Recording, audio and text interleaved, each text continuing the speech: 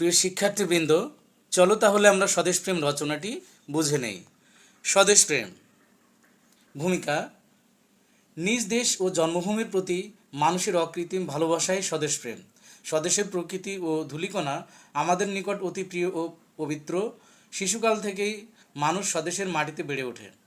মায়ের বুক যেমন সন্তানের নিরাপদ ও নিশ্চিত আশ্রয়, স্বদেশের কোলে মানুষ তেমনি নিরাপদ ও নিশ্চিত আশ্রয় লাভ করে। স্বদেশকে ভালোবাসার মধ্যেই মানব জীবনের চরম সার্থকতা নিহিত। তাই কবি রবীন্দ্রনাথ ঠাকুর বলেছেন, সার্থক জনম আমার জন্মেছি এই দেশে, সার্থক জনম মাগো তোমায় ভালোবেসে। স্বদেশপ্রেম কি? স্বদেশপ্রেম মানব জীবনের শ্রেষ্ঠ সম্পদ ও সহজাত প্রবৃত্তি। মানুষ যে দেশে জন্মগ্রহণ করে সেটি তার জন্মভূমি। জন্মভূমির প্রতি, স্বজাতির প্রতি, মাতৃভাষার প্রতি ভালোবাসা ও গভীর শ্রদ্ধাবোধই স্বদেশপ্রেম। স্বদেশপ্রেমীর নিজ দেশের প্রতি রয়েছে অকৃত্রিম ভালোবাসা, সীমাহীন আনুগত্য। বিশ্বের উন্নত জাতিগুলো স্বদেশের জন্য আত্মত্যাগ করেই উন্নতির স্বর্ণশিখরে আরোহণ করেছে। স্বদেশপ্রেম না থাকলে দেশ ও জাতির উন্নতি আশা করা যায় না। স্বয়ংসম্পূর্ণ ও সুখী দেশ গড়তে হলে তাই নাগরিকদের অবশ্যই স্বদেশপ্রেমী হতে হবে। স্বদেশপ্রেমের উৎস। প্রত্যেক ব্যক্তি নিজের দেশকে ভালোবাসে। সকল জীবের মধ্যেই এ গুণ বিদ্যমান। বন্য পশুকে বনভূমি ছেড়ে লোকালয়ে আনলে, পাখিকে নির্চুপ্ত করলে তারা আর্তনাদ শুরু করে। এটি করে নিজ আবাসস্থলের প্রতি ভালোবাসার টানে। নিজ আবাসের প্রতি ভালোবাসা থেকে জন্ম নেয় স্বদেশের প্রতি ভালোবাসা। স্বদেশের মাটি, পানি, আলো, বাতাস যেন আমাদের জীবনেরই অঙ্গ। এগুলো থেকে বিচ্ছিন্ন হওয়া অঙ্গহানির শামিল। এগুলোর প্রতি মমত্ববোধ থেকেই সৃষ্টি হয় স্বদেশপ্রেম। দেশের মাটির প্রতি মমত্ববোধের সাথে মিশে থাকে শ্রদ্ধা, প্রীতি ও গৌরববোধের আকাঙ্ক্ষা। স্বদেশের স্বরূপ। মানুষ সমগ্র বিশ্বের বাসিন্দা হলেও একটি নির্দিষ্ট ভূখণ্ডে সে বেড়ে ওঠে। একটি বিশেষ দেশের অধিবাসী হিসেবে সে পরিচয় লাভ করে। এ দেশই তার জন্মভূমি, তার স্বদেশ। মানুষ স্বদেশে জন্মগ্রহণ করে ও স্বদেশের ভালোবাসার লালিত পালিত হয়। নিজেকে প্রকৃত মানুষ হিসেবে গড়ে তোলার সকল উপাদান সে স্বদেশ থেকে পায়। ফলে স্বদেশের প্রতি প্রবল মমত্ববোধ সৃষ্টি হয়। এজন্য মানুষ স্বদেশের গৌরবে গৌরবান্বিত হন এবং স্বদেশের অপমানে অপমানিত হয়। স্বদেশের স্বাধীনতা ও ও মান মর্যাদা রক্ষার জন্য নিজের প্রাণ উৎসর্গ করতে প্রস্তুত থাকে। কবি ঈশ্বরচন্দ্র গুপ্ত তাই লিখেছেন, মিছা মণিমুক্ত হেন স্বদেশের প্রিয় প্রেম, তার চেয়ে রত্ন নাই আর। স্বদেশপ্রেমের প্রকাশ।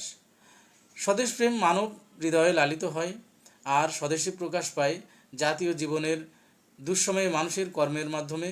স্বদেশের স্বাধীনতা রক্ষা, স্বদেশের মানুষের কল্যাণ সাধনে মানুষের মনে স্বদেশপ্রেম জেগে ওঠে। যারা দেশের জন্য জীবন উৎসর্গ করেছেন, দেশের জন্য সংগ্রাম করেছেন, তাদের নাম ও কীর্তি চিরকাল স্মরণীয় হয়ে থাকবে। তাদের সে প্রেম ও আত্মত্যাগ ভবিষ্যৎ প্রজন্মকে দেশপ্রেম উদ্বুদ্ধ করবে চিরকাল। স্বদেশের তরে জীবন উৎসর্গকারী সমগ্র বিশ্বের শ্রেষ্ঠ সন্তান। তাই কবি রবীন্দ্রনাথ ঠাকুরের ভাষায় বলতে হবে, ও আমার দেশের মাটি, তোমার পরে ঠেকায় মাথা, তোমাতে বিশ্বময়ী, তোমাতে বিশ্বময়ের আঁচল পাতা। দেশপ্রেমের ভিতর ও বহিঃপ্রকাশ। দেশপ্রেমের ভিন্নতর বহিঃপ্রকাশ। কেবল দেশকে ভালোবাসার মধ্যে দেশপ্রেম সীমাবদ্ধ নয়। দেশকে বিভিন্ন ক্ষেত্রে এগিয়ে নেওয়া, যেমন বিশ্ব সাহিত্য, বিজ্ঞান, অর্থনীতি, সমাজনীতি প্রভৃতি ক্ষেত্রে অবদান রাখাও দেশপ্রেমের বহিঃপ্রকাশ। সম্প্রতি 26শে মার্চ জাতীয় প্যারেড গ্রাউন্ড লাখো কণ্ঠে সোনার বাংলা গাইতে 2,54,681 জন মানুষের একত্রিত হওয়া দেশপ্রেমেরই বহিঃপ্রকাশ। দেশের কল্যাণ ও অগ্রগতিতে ভূমিকা রেখে বিশ্ব সভ্যতার গৌরব বাড়ানো যায়। রবীন্দ্রনাথ, নজরুল, ডক্টর মোহাম্মদ ইউনুস, সাকিব আল হাসান প্রমুখ গৌরবময় অবদানের জন্য আমাদের ভাবমূর্তি উজ্জ্বল হয়েছে। দেশপ্রেমের উজ্জ্বল বহিঃপ্রকাশ আমরা নবী করিম সাল্লাল্লাহু আলাইহি ওয়াসাল্লামের মধ্যে দেখতে পাই। দেশকে ভালোবেসে তিনি বলেছিলেন, হে জন্মভূমি, তোমার লোকেরা যদি আমার বিরুদ্ধে ষড়যন্ত্র না করত তবে আমি কখনোই তোমাকে ছেড়ে যেতাম না। স্বদেশপ্রেম ও বিশ্বপ্রেম। স্বদেশকে ভালোবাসার মধ্য দিয়ে বিশ্বকে ভালোবাসার বহিঃপ্রকাশ ঘটে। স্বদেশপ্রেম কখনো বিশ্বপ্রেমে বাধা হয় না। দেশপ্রেম যদি বিশ্ব বন্ধুত্ব ও ভ্রাতৃত্বের সহায়ক না হয় তবে তা প্রকৃত দেশপ্রেম হতে পারে না। জাতি, ধর্ম, বর্ণ নির্বিশেষে সকলকেই দেশপ্রেমের চেতনায় উৎসাহিত হতে হবে। যে নিজের দেশকে ভালোবাসে না সে অন্য দেশ, ভাষা, গোষ্ঠী তথা মানুষকে ভালোবাসতে পারবে না। তাই দেশপ্রেমের মধ্যেই বিশ্বপ্রেমের প্রকাশ ঘটে। সাহিত্যের আয়নায় দেশপ্রেম। বিভিন্ন কবি সাহিত্যিক তাদের কবিতা, কাব্য, নাটক, গান, উপন্যাস প্রভৃতি লেখনীর মাধ্যমে তাদের দেশপ্রেমকে ফুটিয়ে তুলেছেন। আধুনিক যুগে বাংলা সাহিত্যে দেশপ্রেমের বিকাশ ঘটে ব্রিটিশ আমল থেকে। নীলদর্পণ, আনন্দমঠ, মেঘনাদ বধ প্রভৃতি গ্রন্থে দেশপ্রেমের প্রকাশ ঘটেছে। এছাড়া নজরুল ইসলাম, রবীন্দ্রনাথ, জীবনানন্দ দাশ প্রমুখের সাহিত্যে দেশপ্রেমের প্রকাশ ঘটেছে। ছাত্রজীবনে স্বদেশপ্রেমের শিক্ষা। স্বদেশপ্রেম মানুষের সহজাত প্রবৃত্তি হলেও এ গুণটি তাকে অর্জন করতে হয়। তাই ছাত্রজীবন থেকেই দেশপ্রেমের দীক্ষা গ্রহণ করতে হয়। দেশের মাটি ও মানুষকে ভালোবাসতে হবে। ছাত্রজীবনে যে দেশপ্রেম মানুষের মধ্যে সৃষ্টি হয় তা মনে আজন্ম লালিত হয়। আজকের ছাত্ররাই আগামী দিনের ভবিষ্যতে দেশের ভালো মন্দ তাদের উপর অর্পিত হবে। সবার আগে দেশের বিপদে আপদে ও প্রয়োজনে তাদেরকেই এগিয়ে আসতে হবে। প্রয়োজনে দেশের স্বার্থে তাদেরকে জীবন উৎসর্গ করতে হবে। যেমনটি ছাত্ররা করেছিল 1952 সালে মাতৃভাষা মর্যাদা রক্ষার আন্দোলনের বুকে তাজা রক্ত দিয়ে এবং 1971 সালে স্বাধীনতা যুদ্ধে অকাতরে প্রাণ উৎসর্গ করে। স্বদেশপ্রেমের প্রভাব। স্বদেশপ্রেমের মহৎ চেতনার মানব চরিত্রের সৎ গুণাবলী বিকশিত হয়। মানুষের মন থেকে সংকীর্ণতা ও স্বার্থপরতা দূর হয়। স্বদেশপ্রেম মানুষের উদার ও মহৎ করে পরার্থে জীবন উৎসর্গ করতে প্রেরণা দেয়। স্বদেশপ্রেমের কারণেই মানুষ আত্মসুখ ত্যাগ করে দেশ ও জাতির কল্যাণ করে, দেশবাসীকে ভালোবাসে। স্বদেশপ্রেমের দৃষ্টান্ত। যুগে যুগে অসংখ্য মনীষী স্বদেশের কল্যাণে নিজের জীবন উৎসর্গ করেছেন। এই উপমহাদেশে মহাত্মা গান্ধী, শেরেবাংলায় কে ফজলুল হক, মাওলানা আব্দুল হামিদ খান ভাসানী, বঙ্গবন্ধু শেখ মুজিবুর রহমান এবং নাম না জানা লক্ষ লক্ষ শহীদ বীর মুক্তিযোদ্ধা দেশের জন্য জীবন দিয়ে অমর হয়েছেন। বিশ্ব অঙ্গনে দেশপ্রেমের ক্ষেত্রে দৃষ্টান্ত রেখেছেন চীনের মাও সেতুং, রাশিয়ার লেনিন ও স্টালিন, আমেরিকার জর্জ ওয়াশিংটন প্রমুখ ব্যক্তি। দেশপ্রেমের জন্যই তাদের সকলের নাম বিশ্বের ইতিহাসে স্বর্ণাক্ষরে লেখা থাকবে। বর্তমান সামাজিক পরিস্থিতি ও দেশপ্রেম।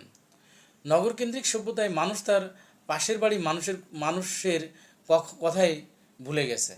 মানুষ আজ নিজেকে নিয়ে ব্যস্ত। দেশের মানুষের চিন্তা করার মানসিকতা তার নেই। মানুষের মধ্যে বাঁচার তাগিদ আজ তার কেউ অনুভব করে না। কেননা মানুষের মধ্যে বাঁচা মানে দেশের জন্য, দেশের মানুষের জন্য বাঁচা, কিন্তু সবাই এখন নিজের জন্য বাঁচতে চায়। তাই দেশ ও জাতির জন্য আমাদের এই মানসিকতা থেকে বেরিয়ে আসতে হবে। উগ্র দেশপ্রেম। দেশপ্রেম দেশ ও জাতির জন্য গৌরবের, কিন্তু উগ্র দেশপ্রেম ধ্বংসের কারণ হয়ে দাঁড়ায়। দুটি বিশ্বযুদ্ধ উগ্র জাতীয়তাবাদ তথা উগ্র দেশপ্রেমের বহিঃপ্রকাশ। জার্মানির হিটলার ও ইতালির মুসোলিনির উগ্র জাতীয়তা ও দেশপ্রেম বহিঃপ্রকাশে লাখ লাখ মানুষ মৃত্যু হয়েছিল। তাই উগ্র দেশপ্রেম সবসময় অশুভ, চির অকল্যাণকর ও চির অশান্তির। উপসংহার। জন্মভূমি সকলেরই প্রিয়, তা রক্ষার দায়িত্ব সকলের। তবে মনে রাখতে হবে, নিজের দেশকে রক্ষার নামে অপরকে আক্রমণ করা মানবতা বিরোধী। স্বদেশপ্রেমের মতো পবিত্র গুণ আর নেই।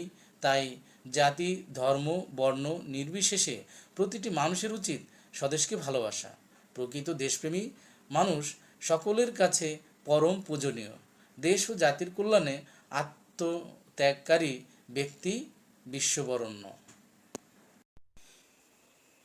সুপ্রিয় শিক্ষার্থীবৃন্দ, এই পর্যায়ে আমরা অধ্যাবসায় রচনাটি ভালোভাবে বুঝে নেই। কেমন? অধ্যবসায় রচনাটিতে যে সকল সংকেত রয়েছে তা হচ্ছে ভূমিকা, অধ্যবসায় কি, অধ্যবসায়ের প্রয়োজনীয়তা, ছাত্র জীবনে অধ্যবসায়, অধ্যবসায় ও প্রতিভা, অধ্যবসায়ের দৃষ্টান্ত, মানব সভ্যতায় অধ্যবসায়, অধ্যবসায়হীন মানুষের অবস্থা, অধ্যবসায়ের মূল্য, উপসংহার। ভূমিকা। জীবন আপনা আপনি বিকশিত হয় না। জীবনের একদিক যেমন সফলতা আছে, তেমনি অন্যদিকে আছে বিফলতা। সফলতা অর্জনের জন্য বিফলতাকেও বরণ করে নিতে হয়। এর জন্য চাই সাধনা, নিষ্ঠা এবং একাগ্রতা। কারণ ধৈর্য সহকারে কঠোর সাধনার নামই অধ্যবসায়। মূলত অধ্যবসায় হলো সাধনার ব্যবহারিক নাম। পৃথিবীতে যা কিছু মহৎ, যা কিছু সুন্দর, যা কিছু কল্যাণকর, তার সবই অধ্যবসায়ের ফলেই অর্জিত হয়েছে। অধ্যবসায় কি? অধ্যবসায় হলো মানুষের নীরব সান্ত্বনা। মূলত বর্তমানে কোনো কাজে সফলতা পাওয়ার জন্য মানুষের বিরামহীন চেষ্টা, পরিশ্রম এবং সাধনায় অধ্যবসায়। এর মাধ্যমে মানুষ তার জীবনকে সার্থক ও সুন্দর করে সাজাতে পারে। অধ্যবসায়ের প্রয়োজনীয়তা। জীবনের প্রতিটি ক্ষেত্রেই অধ্যবসায়ের প্রয়োজনীয়তা অপরিসীম। মানব জীবনের সামনে বহু বাধা বিপত্তি মাথা উঁচু করে দাঁড়িয়ে আছে। যে সমস্ত বাধা বিপত্তিকে অতিক্রম করে সামনের দিকে এগিয়ে চলাই জীবনের ধর্ম, আর এটি বাস্তবায়িত হয় অধ্যবসায়ের মাধ্যমে। মনে রাখতে হবে, অন্ধকারের পরে আলো, দুঃখের পরে সুখ যেমন পর্যায়ক্রমে আসে, ঠিক তেমনি অধ্যবসায়ের ব্যর্থতার সকল গ্লানি দূর করে মানুষের ভাগ্যাকাশে সফলতার সুখতারার আগমন ঘটায়। ব্যর্থতা জীবনে আসবেই, কিন্তু তাই বলে হাত পা গুটিয়ে বসে থাকলে চলবে না। একটি কাজ একবার না পারলে বারবার চেষ্টা করতে হবে। দেখা যাবে যা অসাধ্য ছিল তা সম্ভব হয়ে গেছে। তাই ব্যর্থতাকে সাফল্যের প্রথম সোপান হিসেবে নিয়ে অধ্যবসায়ী হওয়া প্রয়োজন। কেননা আত্মপ্রতিষ্ঠায় সর্বোৎকৃষ্ট পন্থা হচ্ছে অধ্যবসায়। ছাত্রজীবনে অধ্যবসায়। ছাত্র জীবনের সাথে অধ্যবসায় শব্দটি খুবই সম্পৃক্ত। ছাত্র জীবনই হচ্ছে জীবনের সুন্দর ও মধুময় করে গড়ে তোলার উপযুক্ত সময়। ছাত্র জীবনে যে অলস হয় সে জীবনে উন্নতি করতে পারে না। কেননা বিদ্যালাভের পথ কুসুমাস্তীর্ণ নয়। পরীক্ষায় খারাপ করে বসে না থেকে ভালোভাবে পুনরায় মনোযোগ সহকারে অধ্যয়ন করলে পরীক্ষায় সফলতা আসবেই। ছাত্রদের এ কথাটি সবচেয়ে মনে রাখতে হবে যে failure is the pillar of success, অর্থাৎ ব্যর্থতাই হচ্ছে সফলতা লাভের সিঁড়ি। স্বল্প মেধা সম্পন্ন ছাত্ররাও কঠোর সাধনার ফলে ভালো ফলাফল করতে পারে। আবার মেধাসম্পন্ন অলস ছাত্রের জীবনে ব্যর্থতার পর্যবসিত হয়। তাই ছাত্র জীবনে অধ্যবসায়ের গুরুত্ব অপরিসীম। অধ্যবসায় ও প্রতিভা। প্রবাদ আছে, Rome was not built a day. সুতরাং অবিশ্রান্ত পরিশ্রম আর প্রবৃত্তিকেই প্রতিভা বলে। অধ্যবসায় না থাকলে কেবল প্রতিভা দ্বারা কোনো কিছুই হয় না। অধ্যবসায় প্রতিভার সমন্বয়ে মানুষ বড় কিছু করতে পারে। এই পৃথিবীতে অনেক বিখ্যাত সব লোক জন্মেছেন যারা প্রতিভাবান অপেক্ষা অধ্যবসায়ী ছিলেন বেশি। প্রখ্যাত বৈজ্ঞানিক স্যার আইজাক নিউটন বলেছেন, প্রতিভা বলে কোনো কিছুই নেই, সাধনা এবং পরিশ্রম করে যাও, তাহলে দেখবে প্রতিভা বা মেধাকে আয়ত্ত করতে পারবে। প্রকৃতপক্ষে প্রতিভা আকরের মধ্যস্থিত মণির মতো। অধ্যবসায়ী দৃষ্টান্ত ইতিহাসের পাতা উল্টালে দেখা যায় যে সব সাফল্যের নিয়ামক হচ্ছে অধ্যবসায়। স্কটল্যান্ডের রাজা রবার্ট ব্রুস ইংরেজদের সাথে পর 6 বার যুদ্ধ করে তিনি হেরে যান।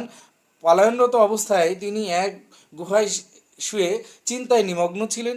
সহসা তিনি দেখতে পেলেন একটা মাকড়সা বারবার একটি স্তম্ভের গায়ে ওঠার চেষ্টা করছে, কিন্তু খানিকটা উঠেই পড়ে যাচ্ছে। এভাবে মাকড়সাটি 6 বার ব্যর্থ হয়ে 7ম স্তম্ভে উঠতে সক্ষম হয়। এই ঘটনা দেখে তিনি আগ্রহ ফিরে পান।